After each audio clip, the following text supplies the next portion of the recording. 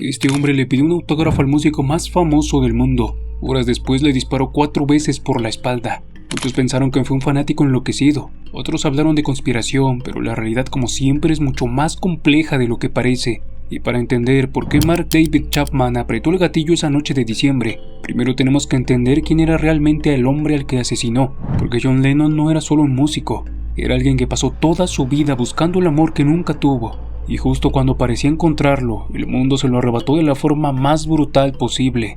John Winston Lennon nació el 9 de octubre de 1940 en Liverpool, en plena Segunda Guerra Mundial. Su padre Alfred Lennon era marinero y prácticamente nunca estaba presente.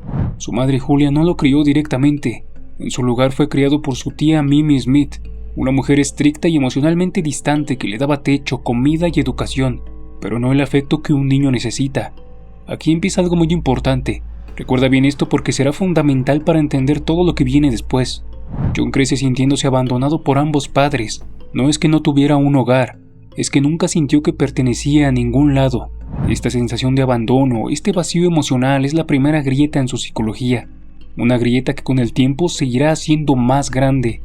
Sin embargo, su madre Julia sí tiene un papel clave en su vida. A pesar de no criarlo, ella es quien le enseña música, quien le muestra el rock and roll, quien le da ese primer contacto emocional que tanto necesita. Julia se convierte en la única persona que John siente que realmente lo ve, que lo entiende. Pero en 1958 ocurre algo que cambiaría su vida para siempre. Julia muere atropellada por un coche conducido por un policía fuera de servicio. John tiene apenas 17 años. Imagina por un momento lo que esto significa. La única persona que le había dado amor genuino, la única que lo conectaba emocionalmente con el mundo, desaparece de forma violenta y repentina. Este evento no es solo una tragedia, es el momento donde nace su ira, su miedo profundo al abandono y su necesidad constante, casi desesperada de afecto. Pero John no se queda paralizado en el dolor, hace lo que muchos hacen cuando el mundo se vuelve insoportable. Busca refugio en algo más, y para él fue la música. En su adolescencia forma su primera banda, The Quarrymen, donde conoce a Paul McCartney y George Harrison. De ahí evolucionan hacia lo que el mundo conocería como The Beatles.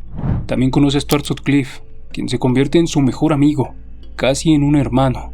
Stuart es una de las pocas personas con las que John puede ser vulnerable, con las que puede mostrar ese lado suyo que no es ni el rebelde ni el genio, sino simplemente el chico roto que sigue buscando a alguien que no lo abandone. Y entonces en 1962 ocurre otra tragedia. Stuart muere por una hemorragia cerebral. John pierde otra figura emocional clave, otra persona que amaba, que desaparece sin previo aviso. ¿Empiezas a notar el patrón?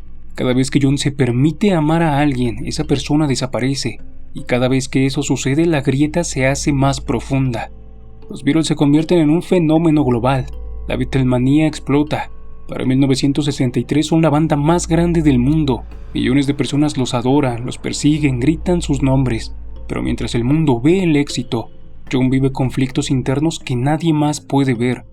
Más adelante se casa con Cynthia Lennon, pero la relación es tensa desde el inicio. John tiene problemas severos de ira y él mismo lo admite años después, que vivieron episodios de violencia doméstica.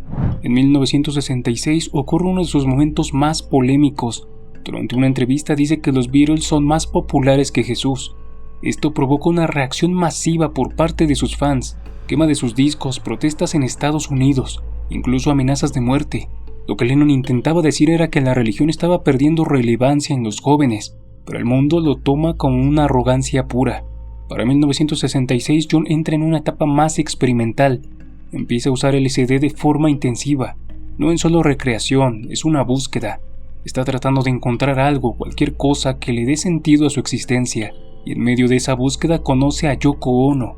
Para muchos fans, Yoko fue la que separó a los Beatles, pero la realidad es mucho más compleja. Los Beatles ya estaban fracturados internamente. Las tensiones creativas, los egos, las diferencias musicales, todo eso ya estaba ahí. Yoko no rompió la banda, simplemente se convirtió en el chivo expiatorio perfecto.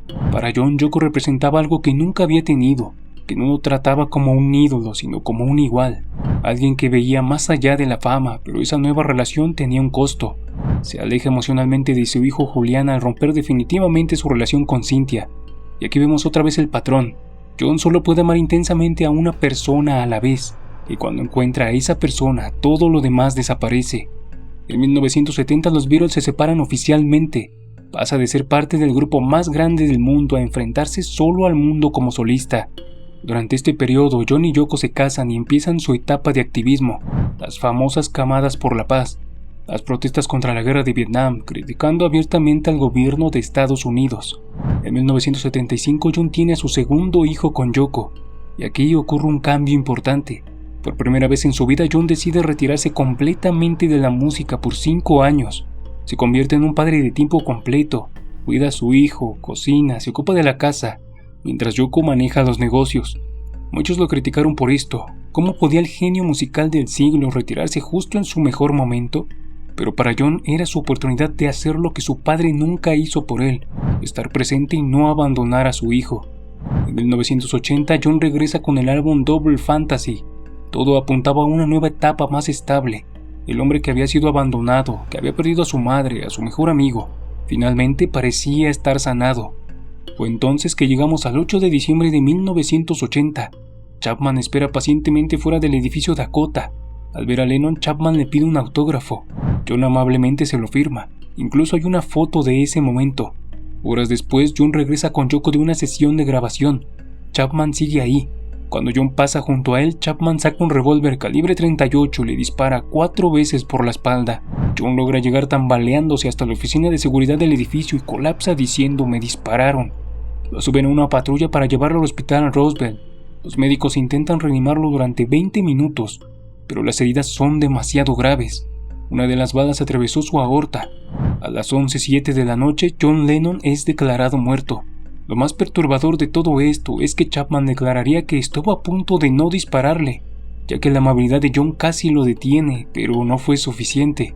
Pero lo que realmente desconcertó al mundo fue que Chapman no huyó, no intentó escapar, solo se sentó en la acera y esperó a ser arrestado.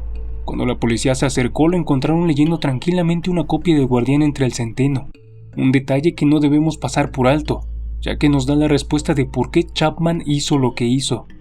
Mark David Chapman era un hombre profundamente perturbado que sufría de depresión, tenía pensamientos de borrarse de la existencia y una obsesión enfermiza con la novela El Guardián entre el Centeno. En su mente distorsionada, John Lennon se había convertido en un farsante, alguien que predicaba sobre vivir sin posesiones mientras vivía en un departamento de lujo en Nueva York. Pero aquí viene algo importante. La obsesión de Chapman no era realmente sobre John Lennon como persona, era sobre lo que Lennon representaba. Chapman, como muchos asesinos de celebridades, buscaba fama, significado, un sentido de importancia y en su lógica retorcida, asesinar a Lennon le daría eso. Otro motivo podía ser que Chapman no mató a Lennon por ser imperfecto y estar lleno de contradicciones en su vida. Fue porque no pudo soportar que alguien imperfecto fuera amado por millones. Y tal vez ahí está lo verdaderamente incómodo, que en un mundo obsesionado con la perfección moral, a veces lo más insoportable es ver a alguien imperfecto siendo aceptado tal como es. Este fenómeno no es único, ya vimos casos similares con Selena y Yolanda Saldívar. Con John Lennon ahora tenemos otro ejemplo, individuos que transforman su admiración en odio, que sienten que poseen a estas figuras públicas y cuando esas figuras no cumplen con sus expectativas irreales, la desilusión se convierte en violencia. Si llegaste hasta el final del video, te lo agradezco infinitamente. Si te gustó el contenido, no olvides dejar tu me gusta y suscribirte. Nos vemos en un próximo video.